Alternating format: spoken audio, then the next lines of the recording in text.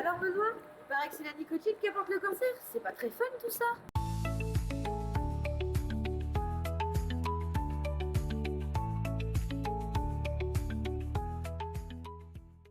Alors non, je vais tout expliquer. La nicotine est souvent perçue comme la grande responsable des maladies liées au tabac.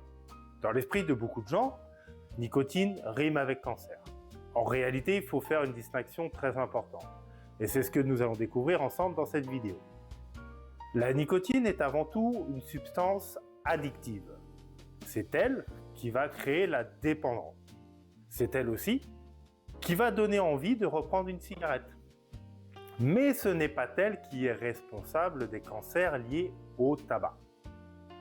Comme je l'expliquais dans la précédente vidéo, la nicotine n'est pas une molécule totalement inconnue par notre organisme.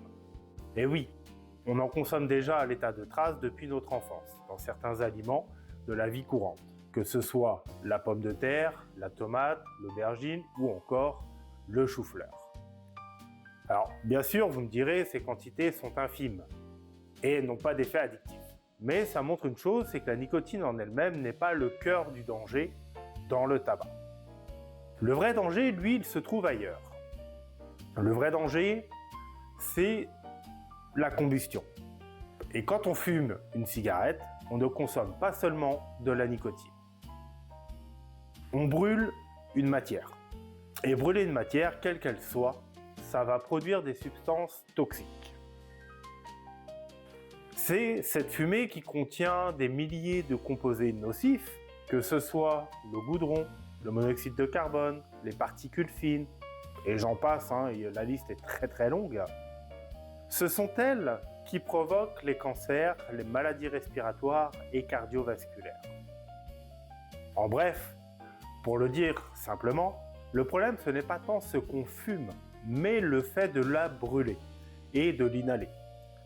Par ailleurs, si demain, une idée saugrenue, vous venez de fumer une feuille de salade, le danger serait exactement le même. Pas parce que la salade est dangereuse, mais parce que la combustion va produire des substances toxiques lorsqu'elles sont inhalées. Alors, attention, ça ne veut pas dire que la nicotine est anodine pour le corps. Elle va avoir des effets sur votre rythme cardiaque, sur votre tension. Et la nicotine va aussi entretenir la dépendance. Mais confondre nicotine et fumée de tabac empêche bien souvent de comprendre les enjeux de l'arrêt. Comprenez que si la nicotine était le principal danger du tabac, alors les patchs, les gommes ou les pastilles à la nicotine seraient alors tout aussi dangereux. Or, aujourd'hui, ces produits sont utilisés depuis des années dans le cadre du sevrage tabagique et ils sont même pris en charge par la sécurité sociale et les mutuelles à condition qu'elles vous soient prescrites par un professionnel de santé, que ce soit votre médecin, tabacologue, addictologue ou même votre sage-femme. Alors en gros, l'idée c'est pas d'entretenir la dépendance, mais c'est de retirer la fumée tout en gérant le manque de nicotine. Alors dans cette logique, pour certaines personnes, la cigarette électronique peut aussi être un outil. C'est pas forcément une solution miracle et ce n'est pas une obligation. Mais ça reste une aide possible dans un parcours d'arrêt du tabac. Par ailleurs, certains pays ont reconnu son intérêt comme aide au sevrage tabagique dans une logique de réduction des risques. Ça ne veut pas dire pour autant que c'est sans danger. Nos poumons, eux, sont faits pour respirer de l'air et uniquement de l'air. Donc ça veut dire potentiellement moins nocif que la cigarette fumée, parce qu'il n'y a pas de combustion.